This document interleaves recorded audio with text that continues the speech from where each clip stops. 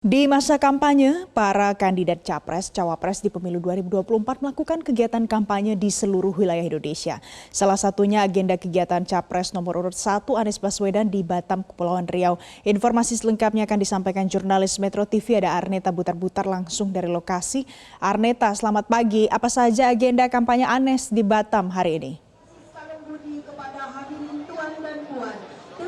Ya, pagi Valencia dan juga pemirsa Metro TV, saat ini calon presiden nomor 1 Anies Rashid Baswedan sedang berkampanye ke Batam, Kepulauan Riau, dan saat ini didampingi oleh sang istri Ferry Farhati. Calon presiden nomor 1 Anies Rashid Baswedan tengah melakukan prosesi adat tawar khas Melayu, dan ini merupakan prosesi yang memberikan sebagai tanda kepercayaan dan juga pengencang untuk memberkati calon presiden nomor urut 1 Anies Rashid Baswedan dalam berkampanye di Batam pada saat ini. Dan saat ini sedang menyerahkan tanda penghormatan.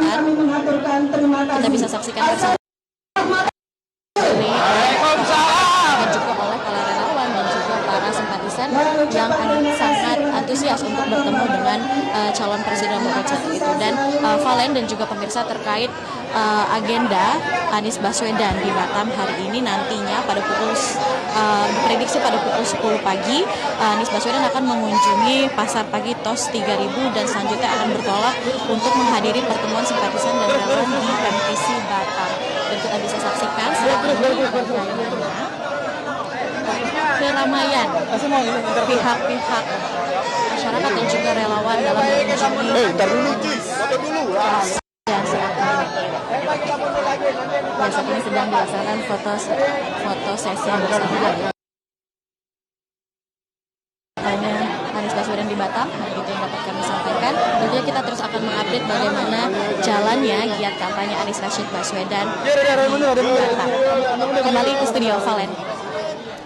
Baik, terima kasih Arneta Butar-Butar untuk informasi Anda langsung dari Batam, Kepulauan Riau. Jelajahi cara baru mendapatkan informasi. Download Metro TV Extend sekarang.